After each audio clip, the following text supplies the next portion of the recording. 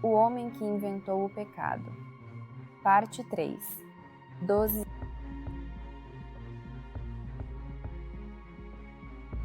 Inusitadamente Zafar, ao ser intimado a comparecer perante o Conselho de Gênios no Tribunal de Ética.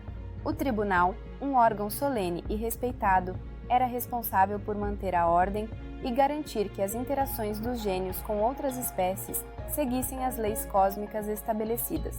O tribunal via com reprovação a profundidade da intervenção de Zafar na comunidade humana, acusando-o de estar violando o princípio da não interferência direta, um preceito fundamental que visa preservar o curso natural do desenvolvimento das civilizações. O Conselho, um grupo de gênios antigos e sábios, era encarregado de garantir que todos os membros de sua espécie seguissem as leis e normas éticas que regiam as interações com seres de outros mundos, especialmente os humanos. O principal ponto de contenda era que Zafar, ao invés de manter uma posição de observador distante, como era tradicional entre os gênios, havia se envolvido diretamente com os assuntos humanos, influenciando decisões políticas e sociais e intervindo ativamente para corrigir injustiças. Para o Conselho, tais ações desobedeceriam à lei natural e levariam o assentamento ao caos, pois acreditavam que as sociedades deveriam evoluir sem interferência externa direta para que seu crescimento fosse autêntico e sustentável. Ao chegar ao grande salão do tribunal, Zafar foi recebido com severidade. Sentimentos de desprezo e reprovação pairavam no ar. Os membros do Conselho, gênios de diversas origens e eras, representavam a sabedoria acumulada de milênios. O ambiente era austero, iluminado apenas pela luz etérea que emanava dos próprios conselheiros, refletindo a seriedade do julgamento que estava por vir. A acusação era clara. Zafar teria excedido os limites de sua função ao alterar significativamente o desenvolvimento natural da comunidade humana, potencialmente prejudicando seu crescimento autônomo e colocando em risco o seu próprio equilíbrio. Para o Conselho, a ação de Zafar, embora bem intencionada, poderia levar ao caos, uma vez que incentivar uma intervenção tão direta poderia abrir precedentes perigosos. Zafar, no entanto, preparou sua defesa com base na ética da responsabilidade e no bem maior. Ele argumentou que sua intervenção foi necessária para corrigir desequilíbrios graves que não só ameaçavam a sobrevivência da comunidade humana, mas também poderiam resultar em sofrimento e injustiça extensos. Ele destacou que sua abordagem foi cuidadosamente calibrada para ensinar e orientar, não para controlar ou determinar o destino dos humanos. Zafar enfatizou que sua interação sempre teve como objetivo capacitar a comunidade, permitindo que eles desenvolvessem as ferramentas necessárias para resolver seus próprios problemas no futuro. Adicionalmente, Zafar apresentou evidências do progresso positivo que resultou de suas ações, como o surgimento de uma governança mais justa e a revitalização da cooperação e solidariedade dentro da comunidade. Ele argumentou que, sem sua intervenção, a desigualdade e a ganância teriam erodido os alicerces sociais e morais daquela sociedade, levando a um tipo de caos muito mais destrutivo. Mas, no meio de sua defesa, Zafar é interrompido por um conselheiro exacerbado. Durante a fervorosa defesa de Zafar, um momento de alta tensão irrompeu no Conselho de Gênios. Um dos conselheiros, conhecido por suas visões tradicionalistas e severas sobre a não interferência, interrompeu Zafar abruptamente. Com a voz elevada e um tom intransigente, ele bradou: "A desigualdade deve ser a métrica do homem. Assim como na natureza há abundância e escassez, uma sociedade humana deve refletir a desigualdade. Só assim, a ordem natural será estabelecida e mantida." Ele sustentava que, assim como na natureza, onde a abundância e a escassez coexistem para manter o equilíbrio, as sociedades humanas deveriam aceitar a desigualdade como uma força motriz para o progresso e a ordem. Este argumento provocativo lançou uma onda de murmúrios pelo salão. Quase a totalidade dos conselheiros pareciam concordar, acenando com a cabeça. Pouquíssimos esboçaram reação de desconforto com a ideia de que a miséria humana fosse uma necessidade natural ou benéfica. Zafar, ouvindo tais palavras, sentiu-se profundamente perturbado. Para ele, que havia passado eras trabalhando diretamente com humanos e observando suas lutas e triunfos, a ideia de que a miséria e o sofrimento fossem componentes desejáveis ou necessários de qualquer sociedade era inaceitável. Ele via a miséria não como uma ferramenta para impulsionar o desenvolvimento, mas como um mal que devia ser aliviado para que a verdadeira prosperidade e harmonia pudessem ser alcançadas. Em seu coração, ele jamais poderia aceitar que a miséria e a desigualdade fossem componentes necessários ou benéficos da condição humana. Para Zafar, acreditar que a dor e o sofrimento eram inevitáveis contradizia sua profunda convicção no potencial de crescimento e justiça para todos os seres. Diante do conselho, com sua voz carregada de emoção e firmeza, Zafar respondeu: Respeitado conselheiro, entendo a natureza que nos ensina sobre ciclos e variações, mas não podemos confundir a brutalidade da escassez natural com uma justificativa para a desigualdade imposta. Na natureza, cada tempestade e cada estação seca servem a um propósito para o equilíbrio e renovação. No entanto, quando falamos de seres sencientes, dotados de razão e empatia, permitir que a desigualdade se perpetue como uma métrica é falhar na nossa responsabilidade de promover um ambiente onde todos possam prosperar. Basta, Zafar, ordenou um dos conselheiros, mas Zafar o ignorou e continuou, cada vez mais empolgado. Se nós, como gênios, possuímos o poder e a sabedoria para guiar e influenciar, então devemos usar esses dons para fomentar sociedades que refletem os mais altos princípios de justiça e equidade. A miséria não é uma necessidade natural, mas um desafio a ser superado. Uma sociedade verdadeiramente ordenada e saudável é aquela que não mede seu sucesso pela riqueza dos poucos, mas pelo bem-estar de todos. O salão do conselho ecoou com as palavras de Zafar, causando murmúrios entre os conselheiros. Não tardaram as acusações de blasfêmia, acusando-o de desafiar os fundamentos da ordem cósmica e de corromper a missão dos gênios com despropósitos de igualdade e justiça social. Essas acusações foram levantadas pela grande facção conservadora dentro do conselho, que se irradiava para toda a sociedade dos gênios. A visão por eles adotada era de que a função dos gênios era observar, e, quando muito, guiar sutilmente os humanos sem alterar diretamente suas condições de vida, mesmo que isso significasse a existência de sofrimento e desigualdade. Para eles, o equilíbrio natural incluía a dor, a adversidade, o sofrimento vistos como um motor essencial para o desenvolvimento e o crescimento espiritual dos humanos. A argumentação derradeira de Zafar foi: não é blasfêmia buscar a justiça e a igualdade. Pelo contrário, é uma expressão de amor e respeito pelo potencial divino dentro de cada ser. Se acreditamos em promover o equilíbrio e a harmonia, então como podemos ignorar as lágrimas que a dor, a miséria e a desigualdade traz? Não é isso contrário à própria essência de nossa missão de nutrir e proteger? O presidente do conselho, Grom, uma das autoridades máxima entre os gênios, até então calado, se ergueu e pronunciou: todo o nosso poder reside nas lágrimas deles. Grom era uma figura imponente e enigmática, cuja presença inspirava respeito e, ao mesmo tempo, uma profunda inquietação. Ele era um gênio milenar, forjado nas eras mais antigas, quando os mundos dos homens e dos gênios estavam apenas começando a se afastar.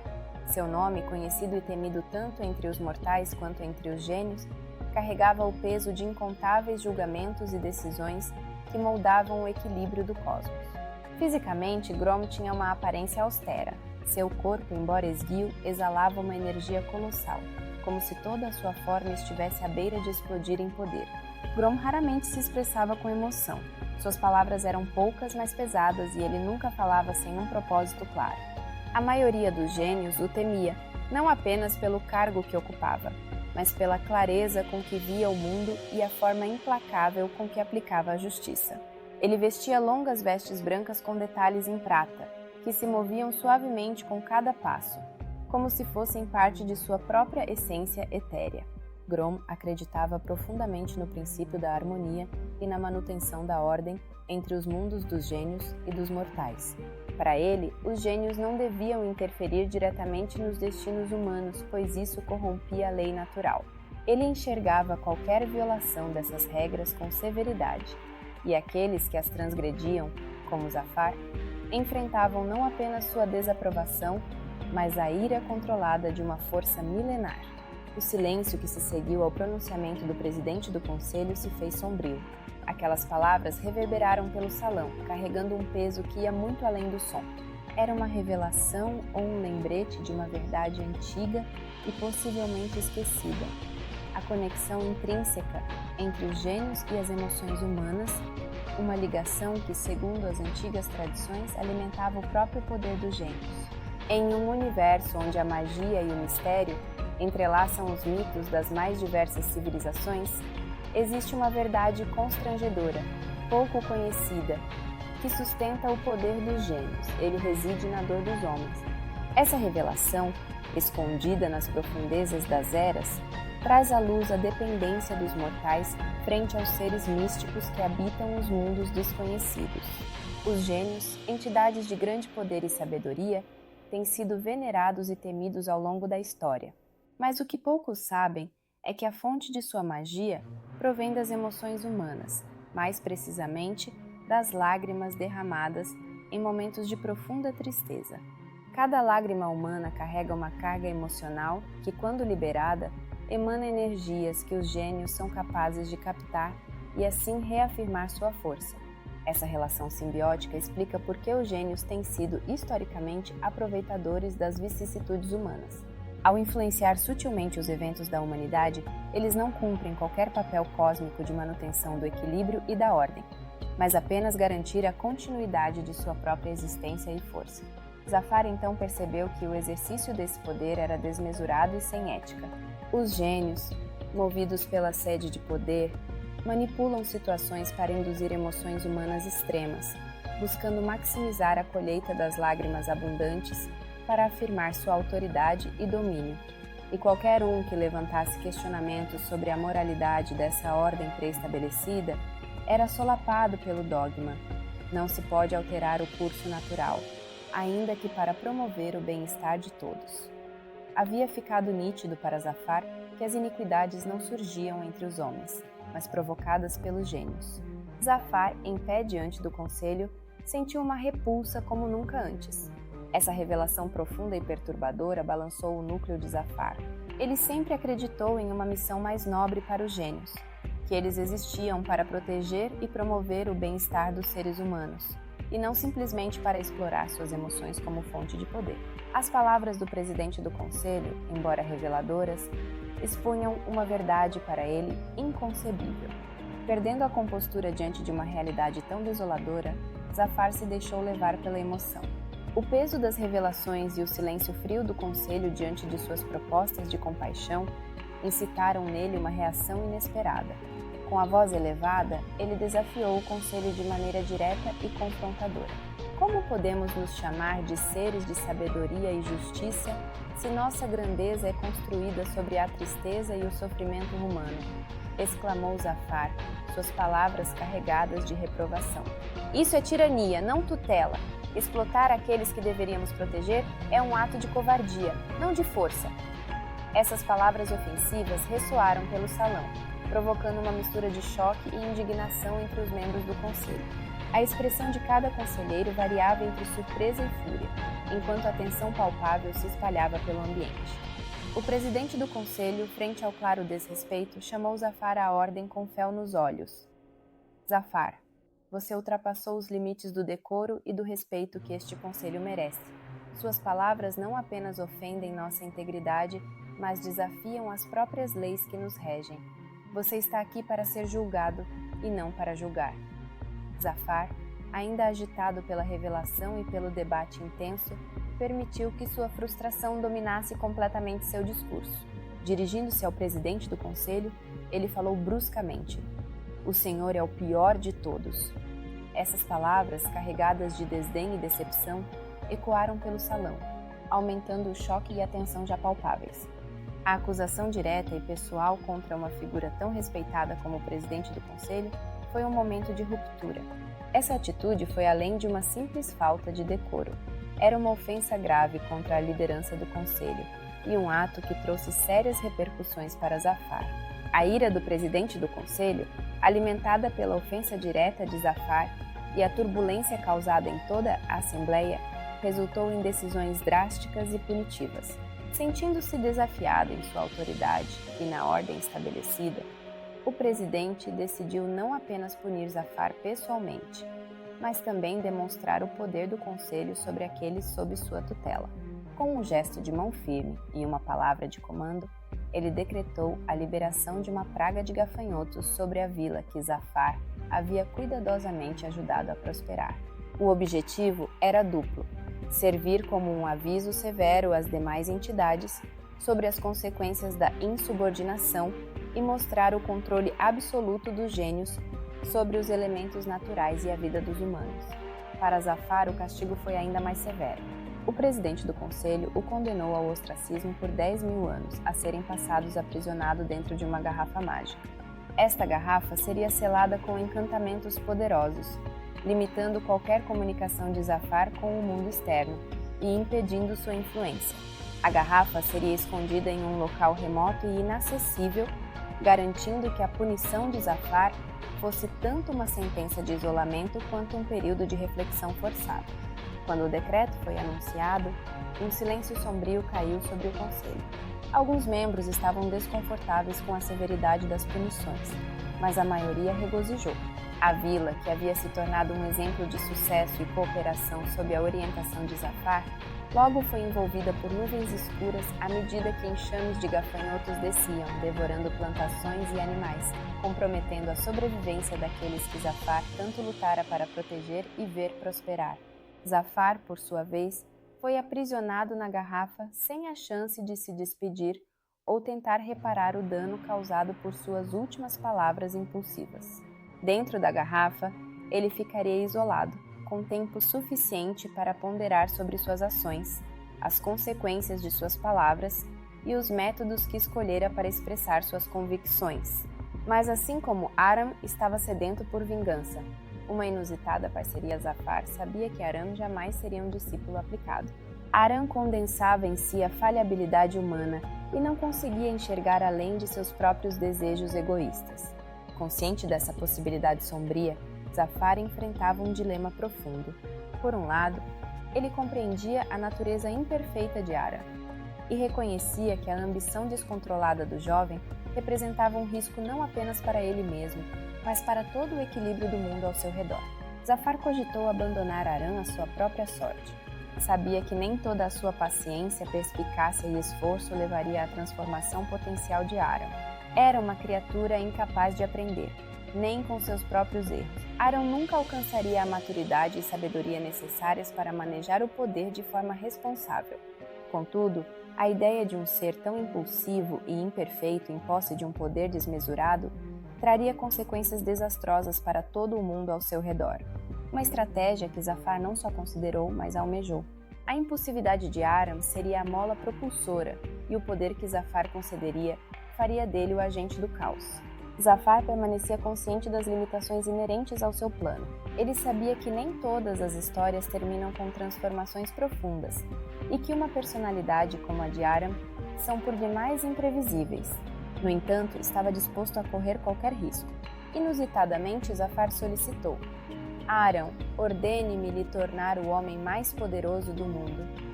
Aram, tomado por uma mistura de descrença e excitação diante da proposta de Zafar, não quis crer. A ideia de se tornar o homem mais poderoso do mundo era tentadora, a concretização de sua ambição sem limites. Com um misto de excitação e uma ponta de desconfiança, Aram pronunciou seu desejo. Eu desejo ser o homem mais poderoso do mundo, como você sugeriu, Zafar. As palavras mal haviam deixado sua boca quando a atmosfera ao redor começou a mudar. Zafar, com uma expressão grave e contemplativa, observou enquanto o desejo de Aram começava a se materializar. Enquanto formulava seu desejo diante de Zafar, Aram permitiu-se mergulhar nas fantasias de grandeza que sempre haviam povoado sua mente.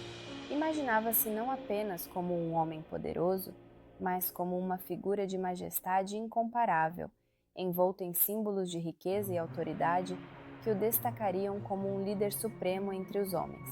Ele se via trajando um manto de ouro maciço, cada fio tecido com a mais fina das sedas e entrelaçado com fios de ouro puro. O manto estava incrustado com pedras preciosas que cintilavam sob qualquer luz, refletindo uma paleta de cores vivas que rivalizava com o brilho do próprio sol. As gemas, cuidadosamente selecionadas por sua beleza e raridade, eram não apenas adornos, mas também símbolos de seu vasto poder e riqueza. A cabeça de Aram começou a aquecer, e ele presumiu vestir um turbante opulento, adornado com um imenso diamante que brilhava como uma estrela no centro da testa.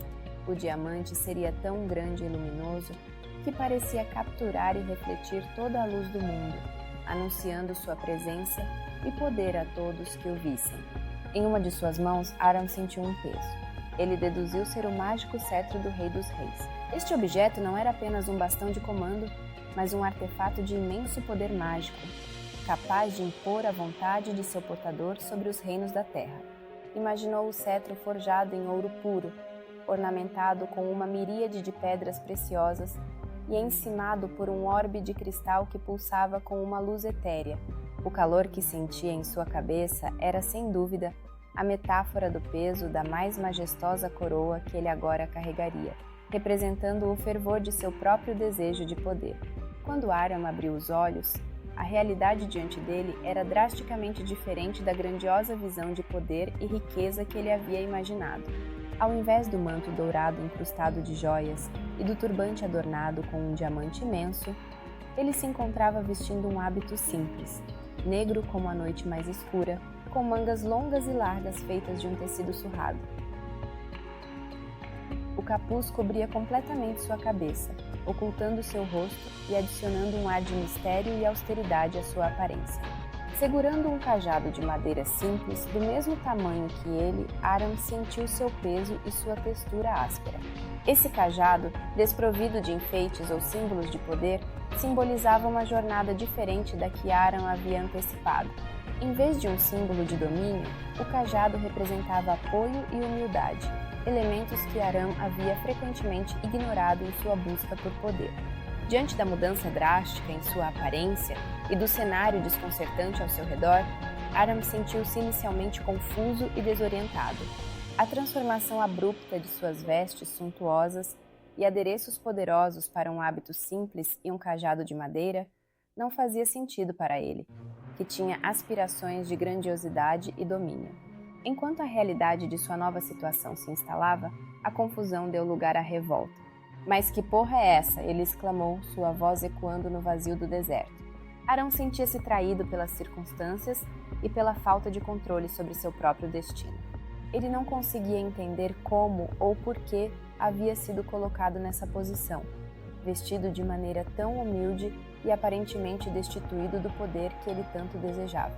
"Mas que porra é essa?" ele exclamou, a voz ecoando em sua própria mente e no espaço vazio ao seu redor.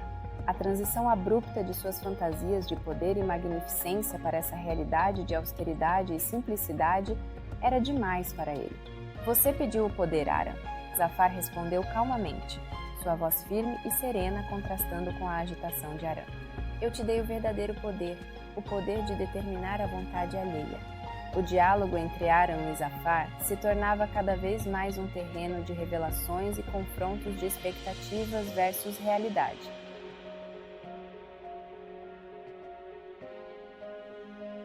O cachorro sou eu. Fim da parte 3.